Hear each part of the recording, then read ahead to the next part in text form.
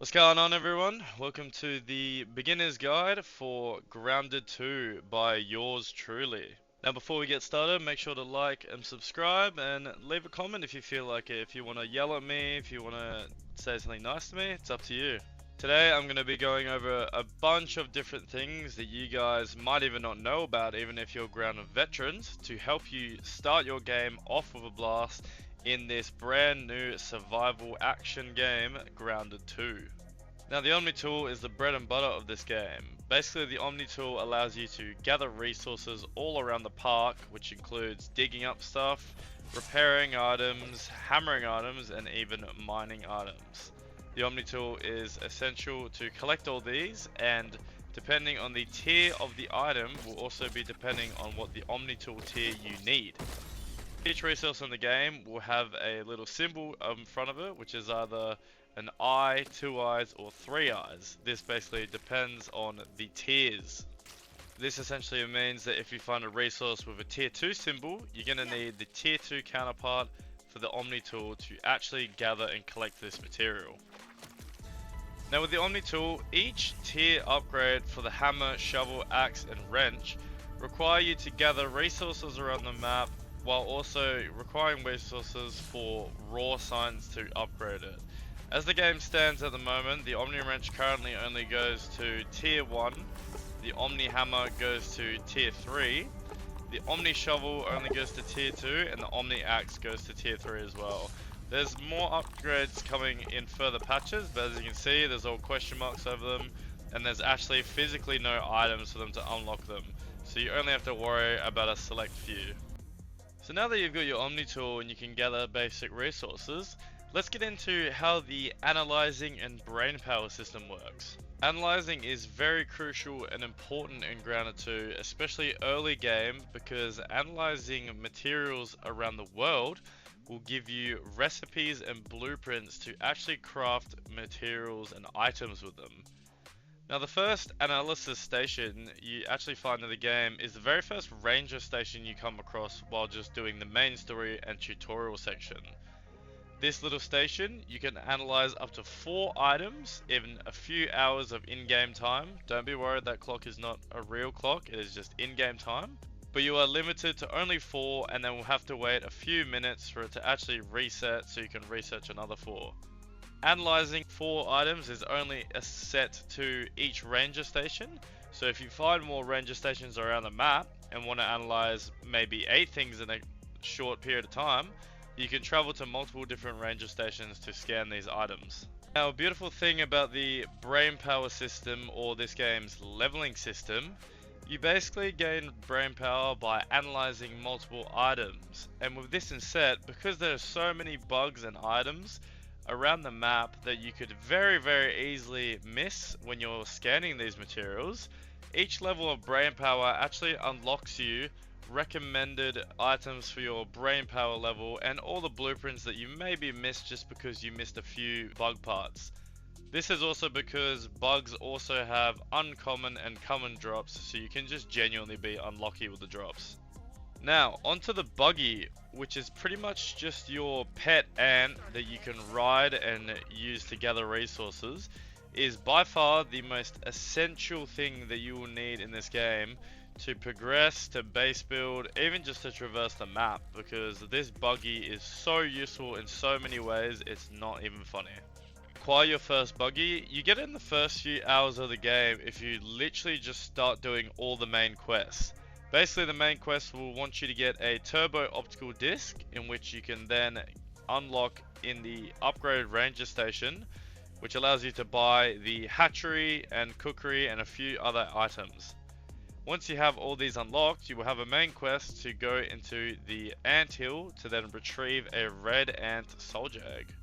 Now, once acquired, you will need to put him in your hatchery and use a couple resources to actually build his saddle, which will then make him incubate for an in-game time of 12 hours. Now, in-game time is 1 hour in-game is 1 minute in real life. So, although it says 12 hours, don't worry, it will literally only take 12 minutes. A very important feature to note as well, which you can use for the hatching process and also waiting to analyze more resources, is when you go to sleep in this game and skip to the morning, it will also skip in-game time, so you can put things on to analyze right before you go to bed, or put on the red soldier ant right before you go to bed. Go to bed, wake up in the morning, and they will be done by morning. You'll be able to analyze more and your buggy will be ready. Now, why the buggy is so useful is important. Basically, the buggy can do everything for you, from chopping down resources to holding planks for your base building to traversing the map extremely quickly. Now, the buggy being able to help you with base building is super essential, as normally when you chop down any grass or weed stem or whatever to build a base, as a person you can only hold 5 planks or stems or whatever at a time. The buggy, however, can hold 12 at a time. And also, another feature to note, when you chop down planks and drop them on the ground, trying to build anything around your base, it will not detect that these items are actually in your base, so you have to physically pick up these planks yourself and place them onto whatever you're building. Now, with the buggy, however, if you have all 12 planks on the buggy, is pretty much essentially another inventory for your base, such as the plank pallet stack. So wherever you're building, it will take off whatever the buggy's holding in close proximity to whatever you are crafting. Doesn't even necessarily have to be near your base, but just near whatever you are trying to build. I cannot even stress how much time saving this saves. The fact that you can hold double the amount of planks that you can normally, but also the fact that you don't have to individually pick up 5, it takes it straight from his inventory. It makes building your base so much more quicker and makes the game so much more enjoyable. Now, not only is our buggy friend a massive help to base building and a bit of a construction engineer himself, he's also an excellent combat partner. What can't this buggy damn do? He's excellent at not only putting out like a decent amount of chip damage, but he is the perfect distraction for when you're trying to get rid of those pesky, harder enemies to deal with. You can actually mount him and attack other enemies while you're riding him, and he does a decent amount of damage. But honestly, for the bigger enemies, it's much more easier just to use him as a bit of a meat shield, so he can take all the brunts of you while you can stand back, heal up a bit, recharge an arrow maybe, or get some abilities ready. He has a pretty sizable health pool, but he is not invincible at the end of the day.